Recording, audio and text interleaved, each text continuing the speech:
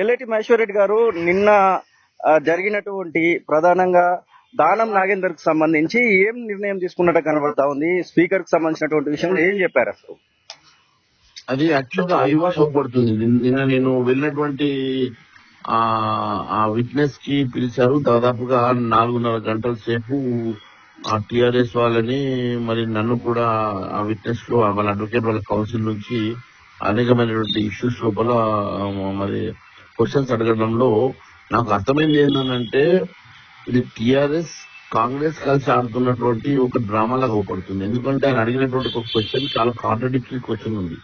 ఏమంటాడంటే TRS party already supreme court affidavit లో దానం నాగేందర్ ని సస్పెండ్ చేసినట్టుగా వాళ్ళు మెన్షన్ చేశారు.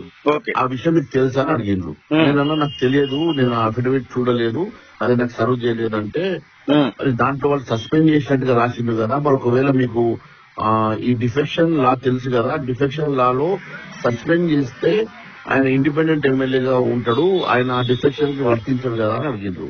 అంటే వీళ్ళంతా కలిసి కట్టుకొని కావాలని చేసినటువంటి నాటకం లెక్క అవపడుతుంది. It clearly shows that the intentionally either TRS has mentioned, TRS mention చేసి ఉంటది, సస్పెన్షన్ చేసినట్టుగా చేసి ఉంటది. అది మరి వాస్తవమా కాదా నాకు తెలియదు. కానీ ఆయన అడిగినటువంటి క్వశ్చన్ చూస్తా ఉంటే ఈరోజు ఏ రకంగా ప్రొడక్ట్ చేయాలని చెప్పేసి నిన్న 100 క్వశ్చన్స్ మరి గంటల సేపు వాళ్ళ కౌన్సిల్ అడిగినటువంటి క్వశ్చన్ చూస్తా ఉంటే వాళ్ళు దాన్ని ఏదో ఒక రకంగా వాళ్ళకు మలుచుకొని ఈ ఎలక్షన్ ని రాకుండా ప్రయత్నం చేస్తున్నట్టుగా అవపడతా ఉన్నది.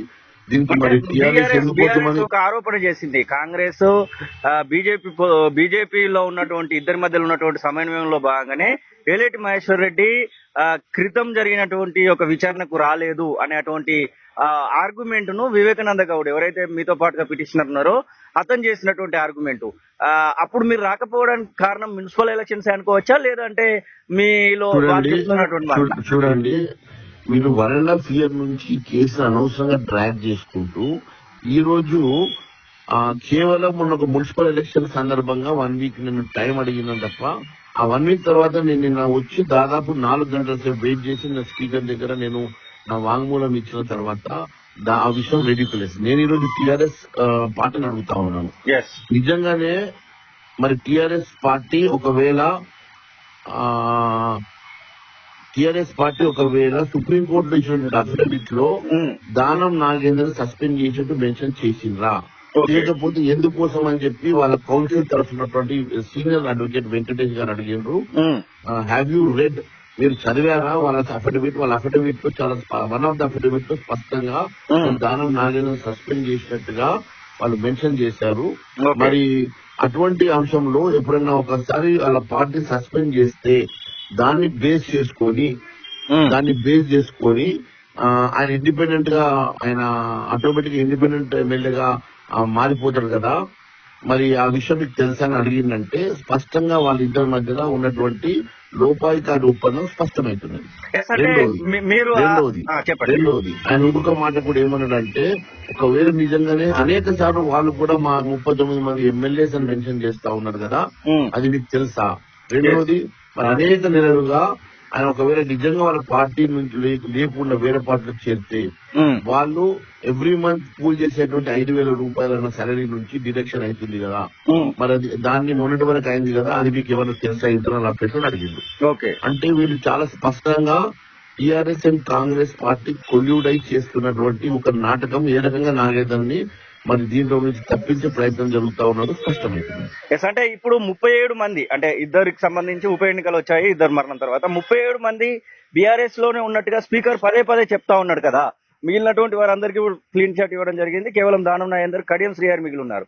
వీరికి సంబంధించి విచారణ మళ్ళీ ఎప్పుడు ఉంటుందని చెప్పారు. ప్రధానంగా మీరు పిటిషన్ వేసినటువంటి దానం నాగేందర్ విషయంలో ఇప్పుడు 12వ తారీఖు సుప్రీంకోర్టు ఫైనల్ హియరింగ్ ఉన్నది. ఒకవేళ కంటెంప్ట్ వస్తుంది కాబట్టి 12 లోపల ఇప్పుడు ఈ రోజు స్పీకర్ గారు తీసుకునే నిర్ణయం కోసం నిన్న వాళ్ళంతా కూడా లీగల్ ఒపీనియన్ మరి అనేకమైనటువంటి మా అందరి విచారణ తర్వాత మా విట్నెసెస్ తర్వాత వారు తీసుకునేటువంటి నిర్ణయం చాలా స్పష్టంగా వాళ్ళు కలిసి కట్టుగా మరి ఎట్లా ఎస్కేప్ చేయాలనే ప్రయత్నం జరుగుతున్నట్టు అవపడుతుంది తప్ప మరి ఈయనను డిస్క్వాలిఫై చేసే దిశగా మాత్రము నిన్న జరిగినటువంటి వారి విచారణ కనపడింది.